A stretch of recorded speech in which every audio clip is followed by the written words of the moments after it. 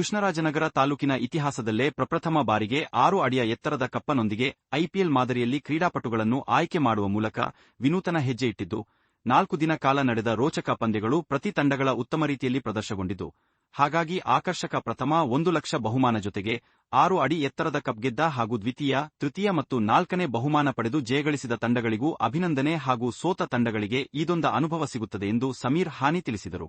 ಹಾಗಾಗಿ ನಮಗೆ ಎಲ್ಲಾ ರೀತಿಯ ಸಹಾಯ ಸಹಕಾರ ನೀಡಿದ ಎಲ್ಲರಿಗೂ ಅಭಿನಂದನೆ ಸಲ್ಲಿಸಿದ ಸ್ವಾತಂತ್ರ್ಯ ದಿನಾಚರಣೆ ಪ್ರೀಮಿಯರ್ ಲೀಗ್ ಸೀಸನ್ನ ಆಯೋಜಕರಾದ ಸಮೀರ್ ಹಾನಿ, ಶೇಖ್ ಮೊಹಮ್ಮದ್ ಹುಸೇನ್ ತಿಳಿಸಿದರು.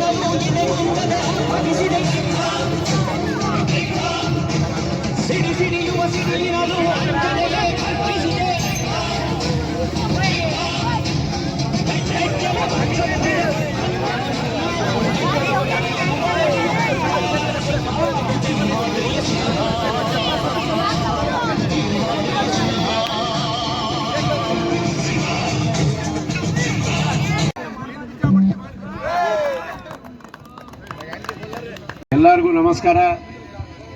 ಈ ವೇದಿಕೆ ಮೇಲೆ ಬೇಕಾದ ಜನ ಬಂದಿದ್ದಾರೆ, ಈಗ ಹಾಲಿ ಇದ್ದಾರೆ. ಎರಡನೇದಾಗಿ ಕ್ರೀಡಾ ರಂಗದಲ್ಲಿ ಯಾರು ಮುಂದೆ ಯಾರು ಹಿಂದೆ ಅಂತ ಗೊತ್ತಾಗೋದಿಲ್ಲ, ಬಟ್ ಇದರಲ್ಲಿ ಬಹಳ ಸೂಕ್ಷ್ಮವಾಗಿ ಈಗ ಆಡ್ತಾ ಇದ್ದಾರೆ. ಎಲ್ಲರೂ ಮೊಟ್ಟ ಮೊದಲನೇದಾಗಿ ಫಸ್ಟ್ ಬಹುಮಾನ ಯಾರು ಗೆಲ್ತಾರೆ ಅವರಿಗೆ ನನ್ನ ಕಡೆಯಿಂದ ಶುಭಾಶಯಗಳನ್ನು ಹೇಳ್ತಾ ನನ್ನ ಮಾತನ್ನು ಮುಗಿಸ್ತೀನಿ.